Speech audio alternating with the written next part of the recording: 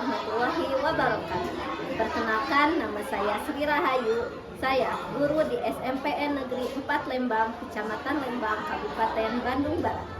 Saya mahasiswa PPG PAI dalam jabatan Kementerian Agama di LPTK Universitas Islam Negeri Sunan Gunung Jati, Bandung. Pada hari ini, Kamis 9 Oktober 2025, saya akan melaksanakan praktek pembelajaran untuk uji kinerja di kelas 7A dengan materi menghadirkan sholat dan zikir dalam kehidupan dengan menggunakan metode Project Based Learning. Semoga bermanfaat dan selamat menyaksikan.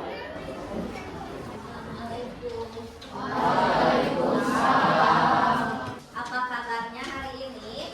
Alhamdulillah, luar biasa.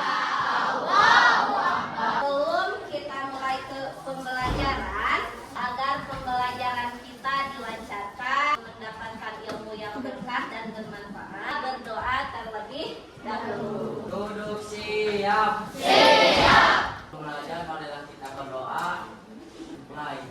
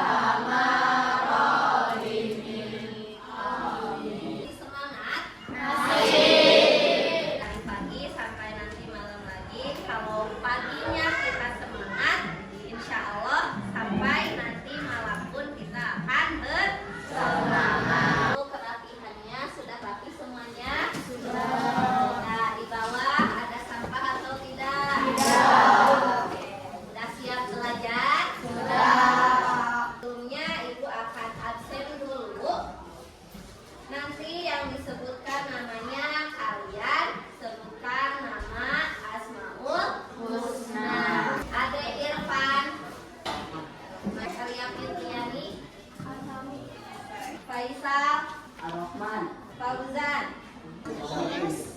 Rizky Ramdan, Ar-Rahim. Banti. Tadi yang nggak hadir 2 orang. Semoga yang sakit segera disembuhkan oleh Allah. Sudah siap belajar?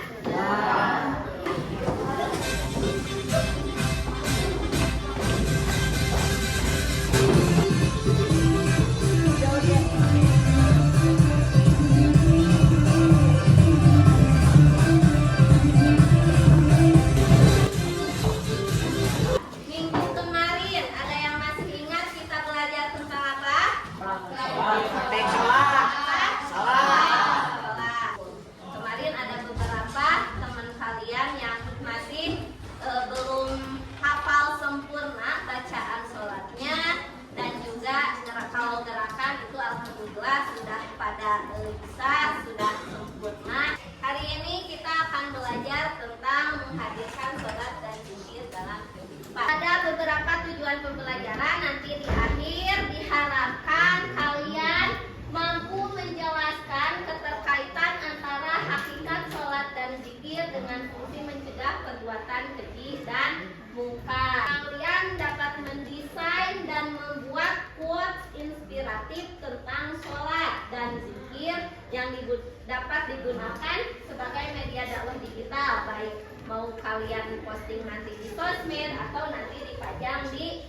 Apa kalian pernah merasa sedih? Pernah. Bingung? Takut? Kecewa?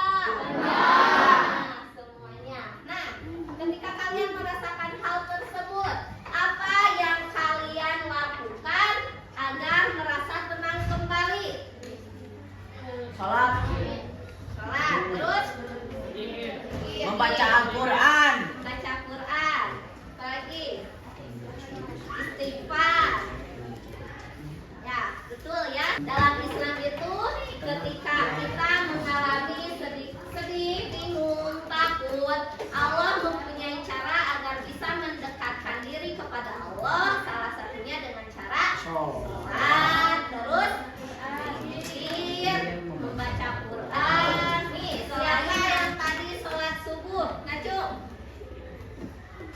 lainnya kenapa gak sholat? Dulu. Banyak godaannya ya. Padahal kita sudah tahu bahwa sholat itu penting nggak? Sholat itu dilaksanakan. Sholat dan zikir. Apa penting dilaksanakan? Wajib. Wajib. Ya, betul. Karena kewajiban dari Allah. Ada lagi selain kewajiban dari Allah? Yang agama. Yang agama, betul. As-sholatu imaduddin. Kenapa? Orang yang sholat tapi masih curang, masih berkata kasar, masih membohongi orang tua. Kenapa? Coba, kira-kira. Imannya belum kuat. Kita lihat tayangan video ini dulu. Bahkan setan tuh suka gitu ya, dia bilang tanhan fasyawal munkar, itu sifat dari sholat itu mencegah kita dari dosa. Udah Ustaz tapi gak tercegah, lihat minimal ada rasa feeling guilty kan, itu bukankah itu bagian dari progres spiritual dalam diri kita. Nah itu udah terbukti bahwa sholat itu benar-benar tanhan fasyawal munkar.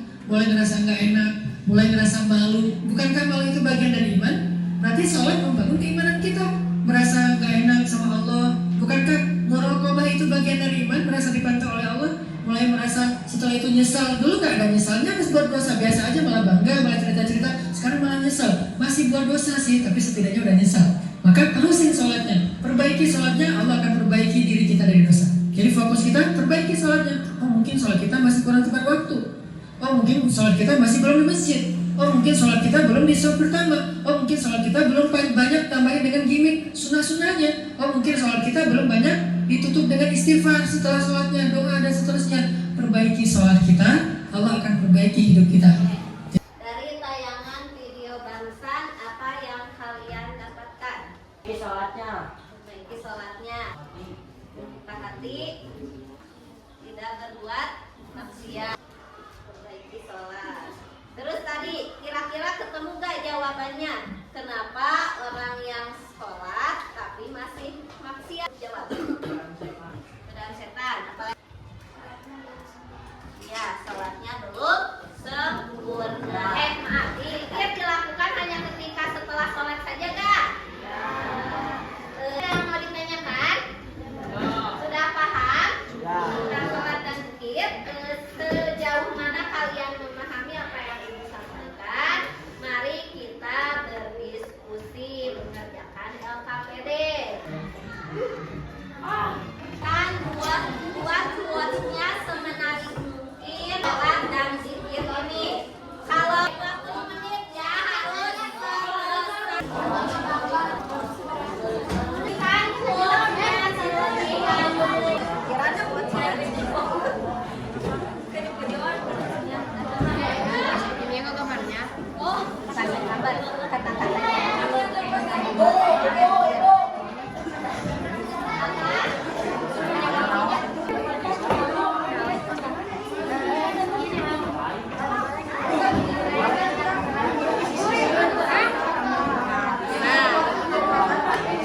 Tentang sholat, misalnya quotes tentang sholat.